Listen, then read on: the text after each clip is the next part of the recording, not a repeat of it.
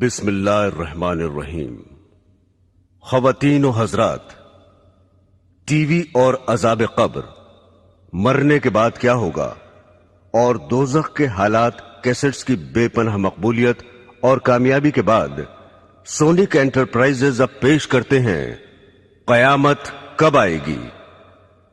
برادران اسلام، آج میں آپ کو رسول کریم حضرت محمد مصطفیٰ صلی اللہ علیہ وسلم کے ارشادات اور پیشن گوئیوں کی روشنی میں قرب قیامت کی چند نشانیوں کے بارے میں گفتگو کرنے جا رہا ہوں، جن میں سے بعض پوری ہو چکی ہیں، کچھ پوری ہو رہی ہیں اور بعض آئندہ پوری ہوں گی۔ حضرت علی رضی اللہ تعالی عنہ فرماتے ہیں کہ رسول خدا صلی اللہ علیہ وسلم نے فرمایا کہ عنقریب لوگوں پر ایسا زمانہ آئے گا کہ اسلام کا صرف نام باقی رہے گا اور قرآن کی صرف رسم باقی رہ جائے گی۔ ان کی مسجدیں نقش و نگار، ٹائل، برقی پنکھوں وغیرہ سے آباد ہوں گی اور ہدایت کے اعتبار سے ویران ہوں گی۔ ان کے علماء آسمان کے نیچے رہنے والوں میں سب سے زیادہ برے ہوں گے۔ ان علماء سے فتنے پیدا ہوں گے اور پھر ان میں واپس آ جائیں گے۔ اسلام کا صرف نام باقی رہے گا، یعنی اسلامی چیزوں کے نام ہی لوگوں میں رہ جائیں گے اور ان کی حقیقت باقی نہ رہے گی، جیسا کہ آج کل نماز، روزہ، زکوٰۃ، حج وغیرہ کے بس نام ہی باقی ہیں اور ان کی حقیقت اور روح اور ادائیگی کے وہ طریقے اور کیفیتیں باقی نہیں ہیں جو رسول خدا صلی اللہ علیہ وسلم سے منقول ہیں، اور کروڑوں مسلمان ان سے کورے ہیں۔ قرآن شریف صرف رسمن ہی پڑھا جاتا ہے، اس کے الفاظ اور خوش الہانی کا تو خیال ہے، مگر اس کے معنی پر غور کرنا اور اس کی منع کی ہوئی چیزوں سے بچنا تو مسلمان کے تصور میں بھی نہیں رہا۔ مسجدیں زیب و زینت سے خوب آراستہ ہیں، دلکش فرش، قیمتی غالیچے، دیدہ زیب فانوس، عمدہ عمدہ ہنڈے اور آرام و راحت کی چیزیں مسجدوں میں موجود ہیں، مگر ہدایت سے خالی ہیں۔ مسجدوں میں دنیا کی باتیں، تانے، غیبتیں بے دھڑک ہوتی ہیں اور امام و مؤذن تو مسجدوں کو گھر ہی سمجھتے ہیں۔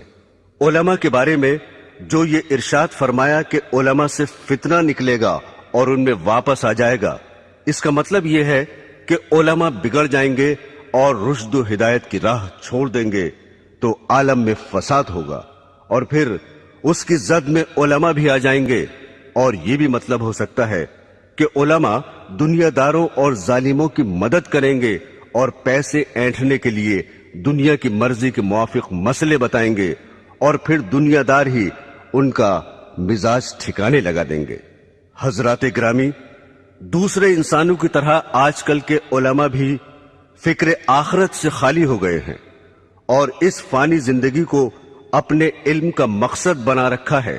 سیاسی لیڈر بننے، شہرت حاصل کرنے، روپیہ کمانے جوڑنے کی دھن میں سرگردہ ہیں، اور موجودہ زمانے کے علماء میں خال خال ہی ایسے ہیں جو اسلام کی تبلیغ کرتے ہوں، ورنہ آج تو علماء کی یہ حالت ہو گئی ہے کہ جلسوں میں گاندھیزم یا نیشنلزم، سوشلزم اور کمیونزم کی اشاعت کرتے ہیں اور ارشادات نبوی کی بجائے مخلوق کے خود ساختہ نظاموں کی طرف دعوت دیتے ہیں۔ حضرت انس رضی اللہ تعالی عنہ فرماتے ہیں کہ رسول اللہ صلی اللہ علیہ وسلم نے ارشاد فرمایا کہ قیامت کی نشانیوں میں ایک یہ بھی ہے کہ لوگ مسجدیں بنا کر فخر کریں گے۔ آج کل یہی حال ہے، اور بقول حضرت ابن عباس رضی اللہ تعالی عنہ، تم ضرور مسجدوں کو یہود و نصار کی طرح سجاؤ گے۔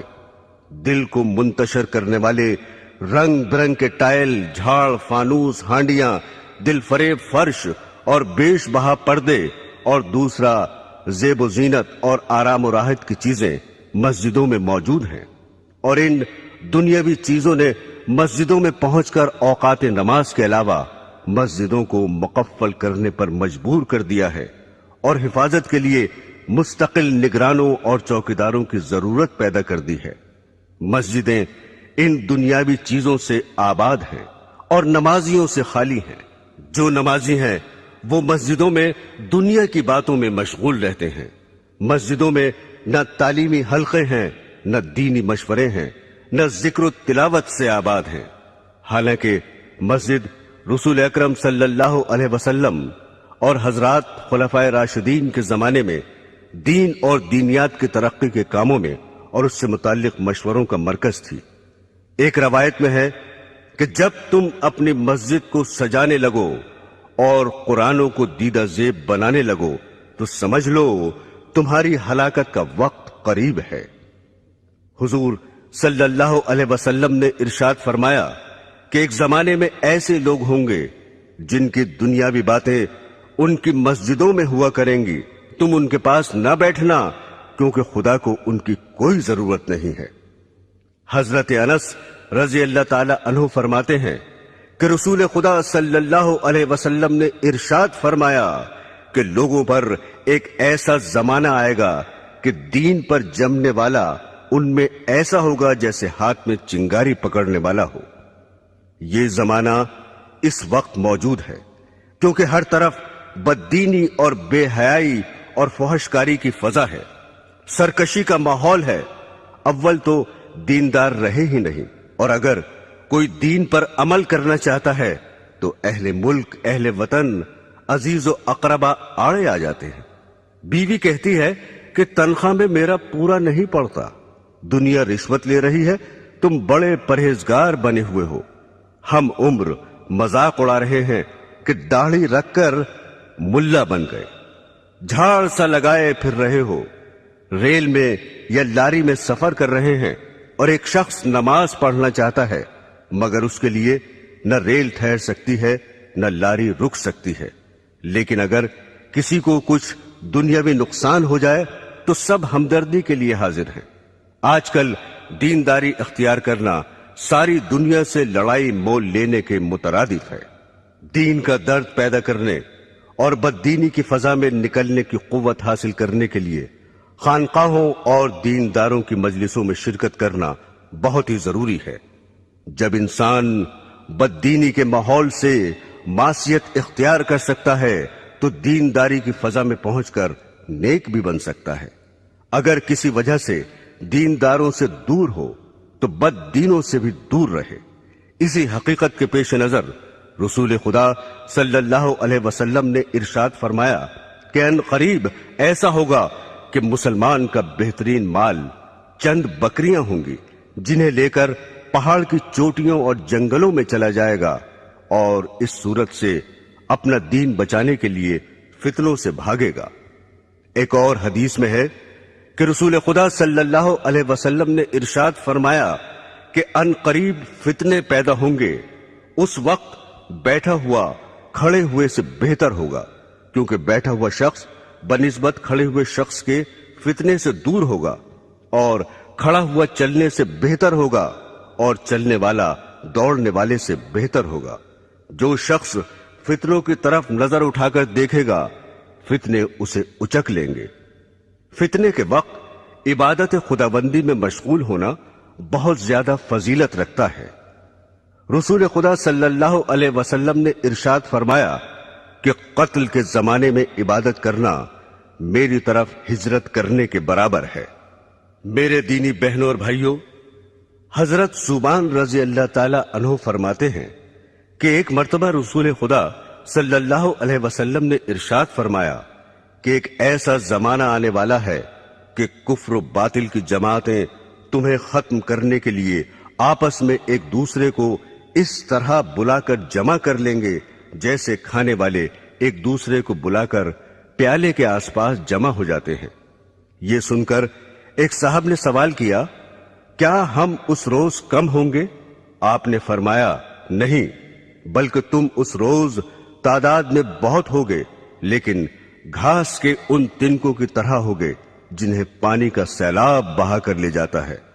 پھر ارشاد فرمایا، خدا ضرور ضرور تمہارے دشمنوں کے دل سے تمہارا روب نکال دے گا، اور یقیناً وہ تمہارے دلوں میں کاہلی اور سستی ڈال دے گا۔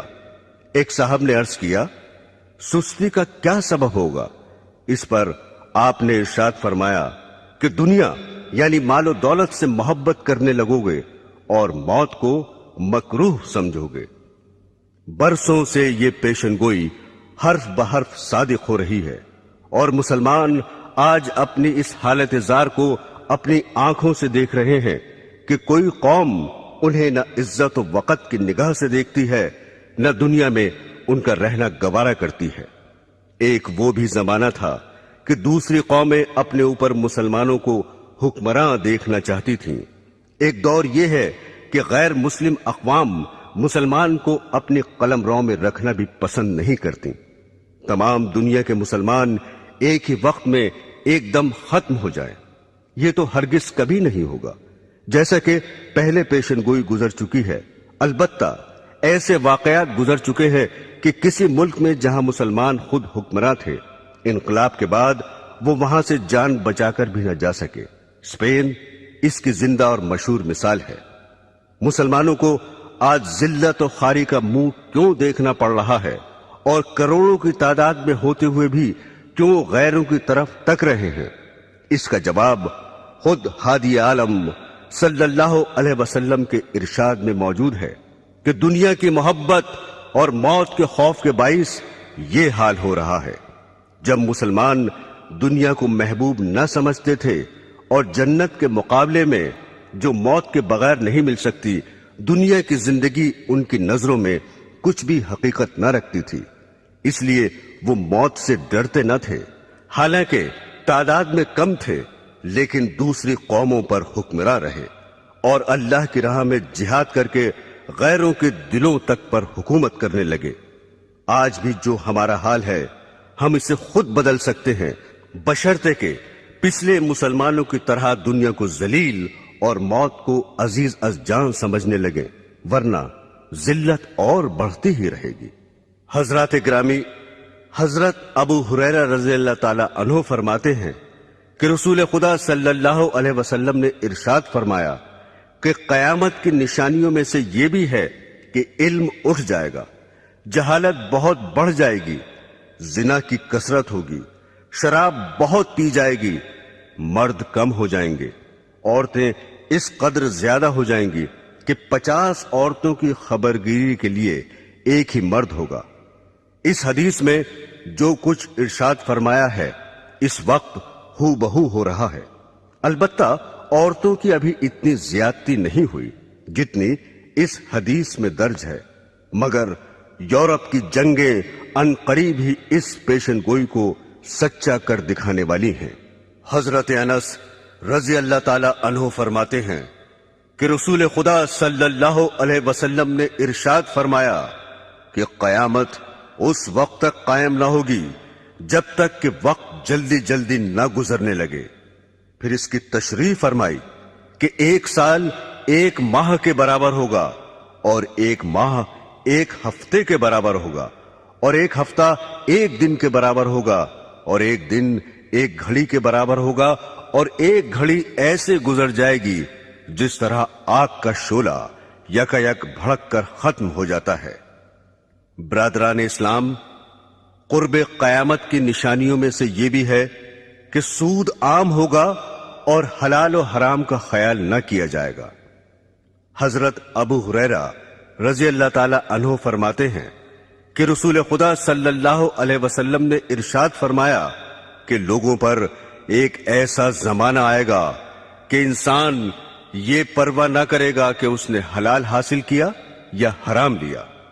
بعض لوگ کہہ دیتے ہیں آج کل حلال تو ملتا ہی نہیں، لیکن یہ سمجھنا کہ حلال آج کل ملتا ہی نہیں نفس کا دھوکہ ہے، چونکہ حلال کا دھیان رکھنے کی وجہ سے انسان قیود و حدود میں بندھ جاتا ہے، اور بقول حضرت سفیان ثوری رحمت اللہ علیہ حلال میں فضول خرچی کی گنجائش نہیں ہوتی اور عیش و مستی کی زندگی گزارنے کا موقع نہیں ملتا، اس لیے نفس یہ تعویل سمجھاتا ہے کہ آج کل حلال تو ملتا ہی نہیں، لہذا حرام حلال کا خیال فضول ہے۔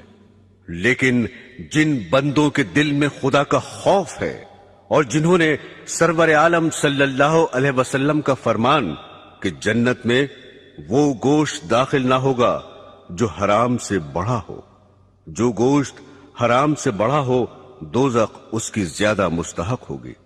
اگرچہ حلال ان کو زیادہ نہیں ملتا اور حلال طلب کرنے والوں کی بسا اوقات دنیاوی ضرورتیں بھی رکی رہتی ہیں، لیکن آخرت کے بے پناہ عذاب سے بچنے کے لیے دنیا کی جلد ہی ختم ہو جانے والی تکلیفوں کا برداشت کرنا ہر عقل مند کے لیے ضروری اور لازمی ہے۔ یہاں یہ بات بھی قابل غور ہے کہ حلال ملنے کی دقت بھی تو خود ہماری ہی پیدا کرتا ہے۔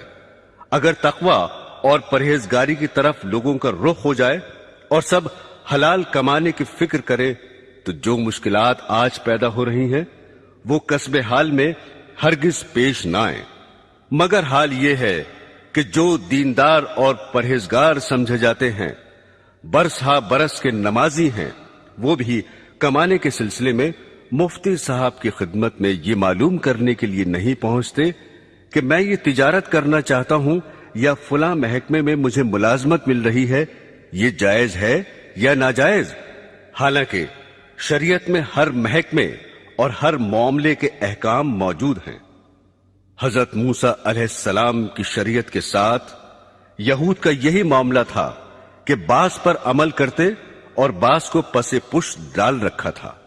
اس حقیقت کو خداوند قدوس نے یوں ارشاد فرمایا ہے، کیا خدا کی کتاب کے ایک حصے پر تمہارا ایمان ہے اور تم اسی کتاب کے کچھ حصوں کا انکار کرتے ہو؟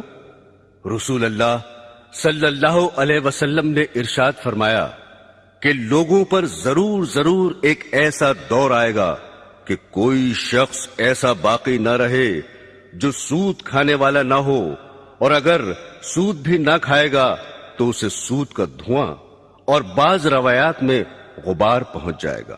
یہ پیشن گوئی بھی اس وقت صادق آ رہی ہے۔ بینکوں سے تعلق رکھنے والوں اور بینک کے ذریعے کاروبار چلانے والوں کو اور پھر ان سے شرکت یا ملازمت کے ذریعے روپیہ حاصل کرنے والوں کو شمار کر لو، پھر دیکھو کہ سود سے یا اس کے اثر سے کون بچ رہا ہے۔ برادران اسلام، حضرت ابو ہریرہ رضی اللہ تعالی عنہ فرماتے ہیں کہ رسول خدا صلی اللہ علیہ وسلم نے خدا کی قسم کھا کر ارشاد فرمایا کہ اس وقت تک دنیا ختم نہ ہوگی جب تک لوگوں پر ایسا دن نہ آ جائے گا کہ قاتل کو یہ علم نہ ہوگا کہ میں نے کیوں قتل کیا، اور مقتول یہ نہ جانے گا کہ میں کیوں قتل ہوا۔ کسی نے عرض کیا، ایسا کیوں ہوگا؟ ارشاد فرمایا، فتنوں کی وجہ سے قتل بہت ہی زیادہ ہوگا۔ پھر ارشاد فرمایا، ان فتنوں میں قتل کرنے والا اور قتل ہونے والا دونوں جہنم میں داخل ہوں گے۔ حضرات گرامی، قاتل کا دوزخی ہونا تو ظاہر ہے کہ اس نے ناحق دوسرے کا خون کیا، اور مقتول کے دوزخی ہونے کی وجہ دوسری حدیث میں یہ آئی ہے کہ چونکہ وہ بھی دوسرے کو قتل کرنے کی فکر میں لگا ہوا تھا اس لیے وہ بھی دوزخی ہوگا۔ میرے عزیزوں، آج کل جس قدر قتل واقع ہو رہے ہیں عموماً ان کی وجہ فتنوں کے سوا کچھ نہیں ہوتی۔ قومی عصبیت اور فرقہ پرستی کے باعث ہزاروں جانیں ختم ہو جاتی ہیں، اور قاتل کو مقتول کی خبر نہیں ہوتی، نہ مقتول کو قاتل کا پتہ چلتا ہے۔ دوسرے فرقے کا جو شخص ہاتھ لگا ختم کر ڈالا۔ چند انسانوں کے نظریوں کی جنگ نے ایسے ایسے آلات جنگ تیار کر لیے ہیں کہ شہر کے شہر ذرا ہی دیر میں فنا کے گھاٹ اترتے چلے جاتے ہیں۔ پھر تعجب یہ ہے کہ ہر فریق یہ کہتا ہے کہ ہم امن چاہتے ہیں۔ برادران اسلام، حضرت عمر اور حضرت ابو ہریرہ رضی اللہ تعالی عنہما سے روایت ہے کہ رسول خدا صلی اللہ علیہ وسلم کی خدمت میں آ کر ایک صاحب نے دریافت کیا کہ قیامت کب آئے گی؟ آپ نے ارشاد فرمایا کہ میں اور تم اس معاملے میں برابر ہیں، یعنی اس کا جیسے تمہیں پتہ نہیں مجھے بھی علم نہیں۔ ان صاحب نے عرض کیا، تو اس کی نشانیاں ہی بتا دیجئے۔ آپ نے ارشاد فرمایا، اس کی بعض نشانیاں یہ ہیں کہ عورتیں ایسی لڑکیاں جننے لگیں جو ان ماؤں پر حکم چلائیں، اور تم دیکھو گے کہ ننگے پیر اور ننگے بدن والے تنگ دست اور بکریاں چلانے والے मकानात की बुलंदी पर फख्र करेंगे। ये हजरत उमर की रवायत के अल्फाज हैं और हजरत अबू हुरैरा रज़ी अल्लाह ताला अन्हु की रवायत में है कि आपने फरमाया, जब तुम नंगे पैर और नंगे बदन वालों गूंगों बहरों को जमीन का बादशाह देखो, उस वक्त कयामत करीब होगी। मकानात की बुलंदी पर फख्र करना और ऐसी औलाद का पैदा हो जाना जो वालिदैन पर हुक्म चलाए, इस दौर में हू बहू मौजूद है। जो अहले सरवत और सरमायादार हैं, वो तो बड़ी बड़ी बिल्डिंगें बनाते हैं ही, मगर जिनके पास खाने पहनने को भी नहीं, वो भी पेट काट काट कर और कर्ज ले लेकर अपने घरों की इमारत ऊंची बनाने की फिक्र में रहते हैं। जहां इंसान के और औसाफ की तारीफ की जाती है, वहां उम्दा मकान, बैठक और बंगले का मालिक होना भी जबान पर आ जाता है। नंगे बदन और नंगे पैर वाले बादशाह तो अभी मौजूद नहीं हुए, आइंदा जरूर होंगे, जैसा कि सरवर आलम सल्लल्लाहु अलैहि वसल्लम ने खबर दी है। अलबत्ता ऐसे हुक्मरान इस वक्त भी मौजूद हैं जिन्हें गूंगा और बहरा कहना बिल्कुल सही है, क्योंकि उनमें न हक सुनने की सलाहियत है, न हक कहने की काबिलियत है। उनके मुखालिफ अखबारों और लीडरान उनको हक पर लाने की बहुत कोशिश करते हैं, मज़ामीन और आर्टिकल्स लिखकर झंझोड़ते हैं, मगर वो अपनी कजरबी को छोड़ने के लिए जरा भी टस से मस नहीं होते। उनकी गोयाई का यह आलम है कि तकरीरों और बयानों में इस कदर साफ और सरी झूठ बोल जाते हैं कि अखबारात उनके झूठ की दाद देते देते थक जाते हैं और अवाम के दिलों से अपने हुक्मरानों की बात का एतमाद उठता चला जाता है।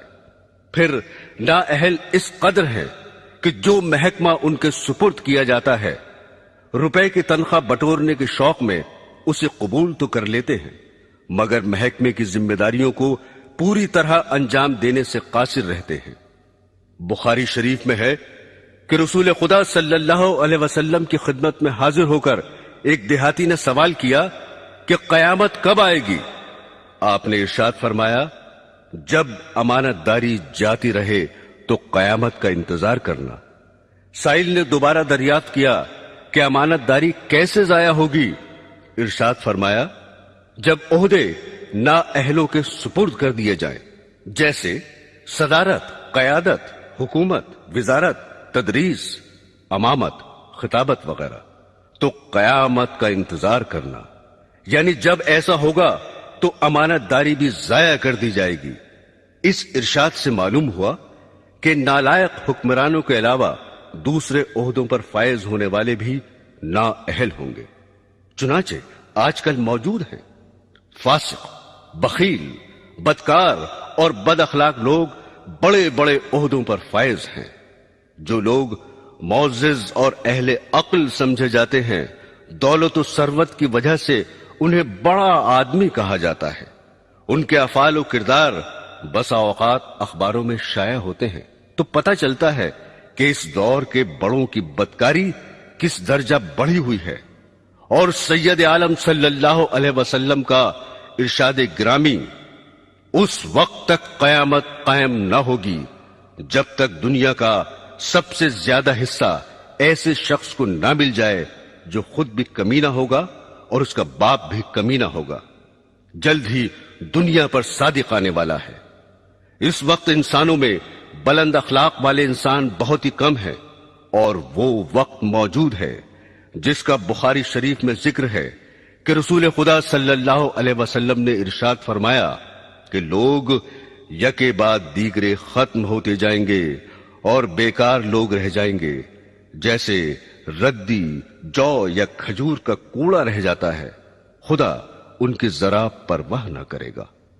फरमाया नबी करीम सल्लल्लाहु अलैहि वसल्लम ने कि मेरे रब ने मुझे तमाम जहानों के लिए रहमत और हादी बनाकर भेजा है, और मुझे हुक्म दिया है कि गाने बजाने का सामान और बुत और सलीब और जाहिलियत की चीजों को मिटा दो। हजरात ग्रामी, आजकल गाना बजाना जिंदगी का अहम जुज्म बना हुआ है, और अज़दवाजी जिंदगी का मेयार भी इस कदर बदल गया کہ شوہر و بیوی کے انتخاب کے لیے دیندار اور خدا ترس ہونا نہیں دیکھا جاتا، بلکہ مرد نازنین رقاصہ ڈھونڈتا ہے اور بیوی کو ہیرو درکار ہوتا ہے۔ مال و زر کی ہوس میں شریف زادیاں خاندانی عزت کو خاک میں ملا کر سٹیج پر آ رہی ہیں۔ کمپنی کے ایجنٹ اور دلال بہلا پھسلا کر انہیں تباہ و برباد کرتے ہیں۔ ایک ایکٹریس اپنے حسن کے جنون میں ہر وہ حرکت کر گزرتی ہے جو نہیں کرنی چاہیے۔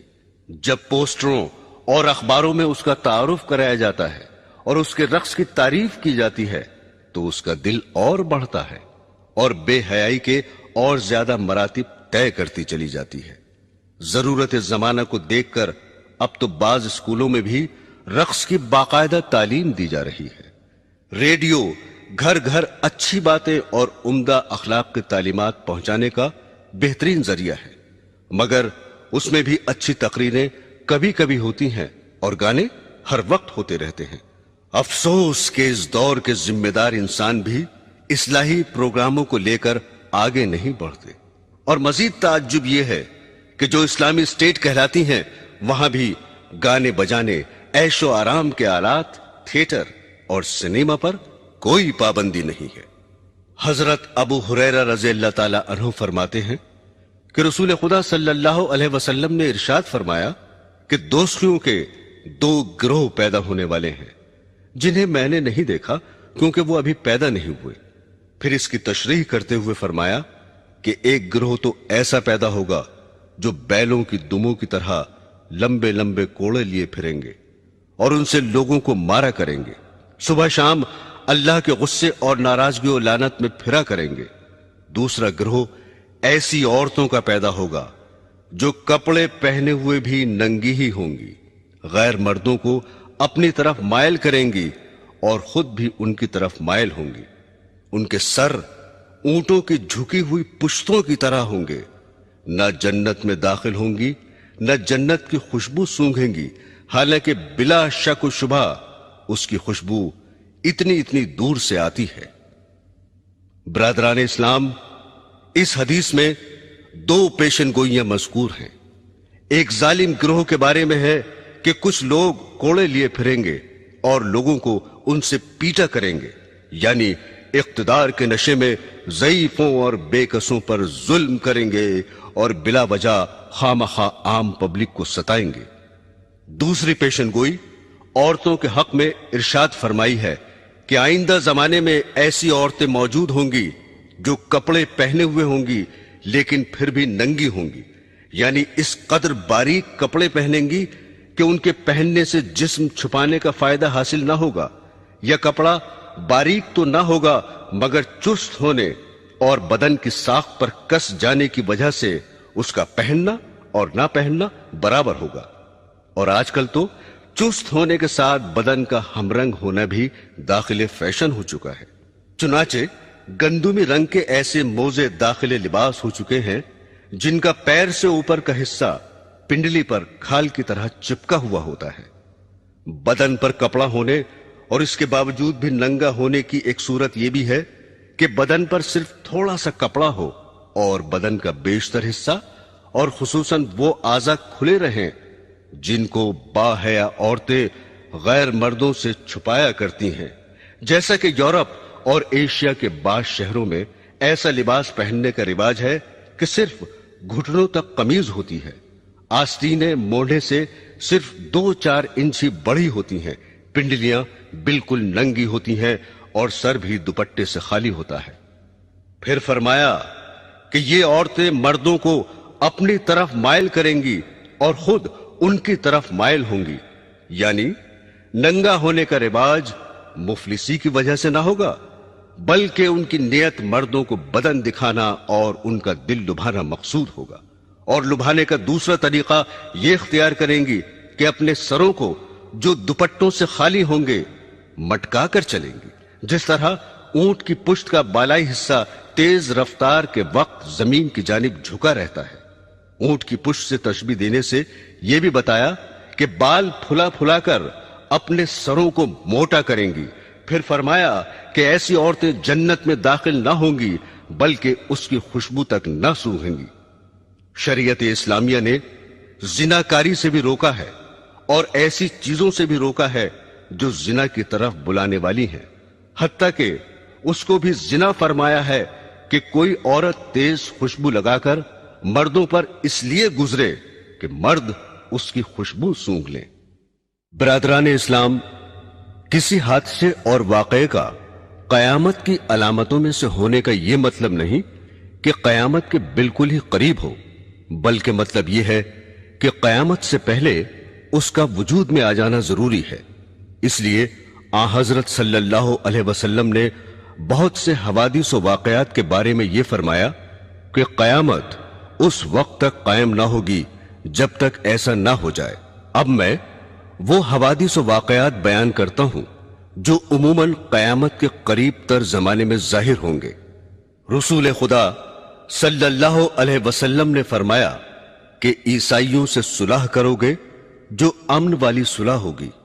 تم اور عیسائی آپس میں مل کر ایک دوسری عیسائی جماعت سے جنگ کرو گے، اس جنگ میں تمہاری فتح ہوگی، مال غنیمت ہاتھ لگے گا اور صحیح سالم واپس آ کر بڑے بڑے ٹیلوں والے میدان میں ٹھہرو گے جہاں درخت بہت ہوں گے۔ بیٹھے بٹھائے ایک عیسائی صلیب کو ہاتھ میں اٹھائے گا اور کہے گا کہ صلیب کی برکت سے فتح ہوئی۔ یہ سن کر ایک مسلمان کو غصہ آ جائے گا اور اس سے صلیب چھین کر توڑ ڈالے گا۔ یہ حال دیکھ کر عیسائی صلح کو توڑ دیں گے اور مسلمانوں سے جنگ کرنے کے لیے جمع ہو جائیں گے۔ مسلمان بھی اپنے ہتھیار لے دوڑیں گے اور عیسائیوں سے جنگ کریں گے۔ اس جنگ میں مسلمانوں کا بادشاہ شہید ہو جائے گا اور دوسرے ملکوں کی طرح ملک شام میں بھی عیسائیوں کی حکومت ہو جائے گی، اور جس عیسائی جماعت سے مسلمانوں کے ساتھ مل کر پہلے جنگ کی تھی اس سے اب یہ عیسائی صلح کر لیں گے۔ اس جنگ میں جو مسلمان بچیں گے وہ مدینے میں چلے جائیں گے اور خیبر کے قریب تک عیسائیوں کی حکومت ہو جائے گی۔ حضرات گرامی، جب مسلمان ہر طرف سے گھر جائیں گے اور ان کی حکومت صرف مدینہ منورہ سے خیبر تک رہ جائے گی تو وہ حضرت امام مہدی علیہ السلام کی تلاش میں لگ جائیں گے۔ حضرت امام مہدی علیہ السلام اس وقت مدینے میں ہوں گے اور امامت کا بار اٹھانے سے بچنے کے لیے مکہ مکرمہ چلے جائیں گے۔ مکہ کے بعض باشندے انہیں پہچان لیں گے اور ان کے پاس آ کر مکان سے انہیں باہر لائیں گے اور ان سے زبردستی بیعت یعنی خلافت کر لیں گے، حالانکہ وہ دل سے نہ چاہتے ہوں گے۔ یہ بیعت مقام ابراہیم اور حجر اسود کے درمیان ہوگی۔ غالباً حضرت امام کو طواف کرتے ہوئے بیعت پر مجبور کیا جائے گا۔ جب حضرت امام مہدی علیہ السلام کی خلافت کی خبر مشہور ہوگی تو ملک شام سے ایک لشکر آپ سے جنگ کرنے کے لیے چلے گا اور آپ کے لشکر تک پہنچنے سے پہلے ہی مقام بیدا میں جو مکہ اور مدینہ کے درمیان ہے زمین میں دھنسا دیا جائے گا۔ اس واقعے کی خبر سن کر شام کے ابدال اور عراق کے پرہیزگار لوگ آپ کی خدمت میں پہنچ جائیں گے۔ آپ کے مقابلے کے لیے ایک قریشی نسل شخص قبیلہ بنی کلب کے مردوں کا ایک لشکر بھیجے گا۔ قبیلہ بنی کلب میں اس شخص کی ننیحال ہوگی۔ اس قبیلے سے حضرت مہدی علیہ السلام کا لشکر جنگ کرے گا اور غالب رہے گا۔ حضرت امام مہدی علیہ السلام کے ظہور کے بارے میں رسول اللہ صلی اللہ علیہ وسلم نے فرمایا کہ اس امت پر ایک زبردست مصیبت آئے گی اور انسان ظلم سے بچنے کے لیے کوئی پناہ کی جگہ نہ پائے گا۔ اس وقت خدا میری نسل اور میرے خاندان میں سے ایک شخص پیدا فرمائے گا اور اس کے ذریعے زمین کو عدل اور انصاف سے بھر دے گا، جس طرح کہ وہ اس سے پہلے ظلم اور زیادتی سے بھری ہوئی ہوگی۔ یعنی ان سے پہلے لوگوں میں عدل و انصاف نام کو نہ ہوگا، ہر جگہ ظلم ہی ظلم چھایا ہوگا، اور ان کے آنے پر ساری دنیا انصاف سے بھر جائے گی۔ پھر فرمایا کہ ان کے عدل سے آسمان والے اور زمین والے سب راضی ہوں گے، اور اس زمانے کی نیکیوں اور عدل و انصاف کا یہ نتیجہ ہوگا کہ آسمان ذرا سا پانی بھی برسائے بغیر نہ چھوڑے گا اور خوب موسلادھار بارشیں ہوں گی. زمین بھی اپنے اندر سے تمام پھل پھول غلے اور ترکاریاں اگا دے گی، حتیٰ کہ اس قدر ارزانی اور غذاؤں کی بہتات ہوگی کہ زندہ لوگ مردوں کی تمنا کرنے لگیں گے کہ کاش ہمارے دوست احباب عزیز اور اقربا بھی زندہ ہو جاتے تو اس عیش اور خوشی کے زمانے کو دیکھ لیتے. حضرت امام مہدی علیہ السلام کے زمانے میں مال اس قدر کثیر ہوگا کہ ان سے اگر کوئی مال طلب کرے گا تو لپ بھر بھر کر اس کے کپڑے میں اتنا ڈال دیں گے جتنا وہ اٹھا کر لے جا سکے گا. ابو داؤد شریف کی ایک روایت میں ہے کہ مہدی علیہ السلام نبی اکرم صلی اللہ علیہ وسلم کے طریق زندگی پر چلیں گے اور ان کے زمانے میں ساری زمین پر اسلام ہی اسلام ہوگا. حضرت مہدی علیہ السلام 7 برس حکومت کریں گے، پھر وفات پا جائیں گے اور مسلمان ان کی نماز جنازہ پڑھیں گے. برادران اسلام، حضرت مہدی علیہ السلام کو کفار سے کئی جنگیں کرنی پڑیں گی. حضرت مکہ سے چل کر مدینہ تشریف لے جائیں گے اور سید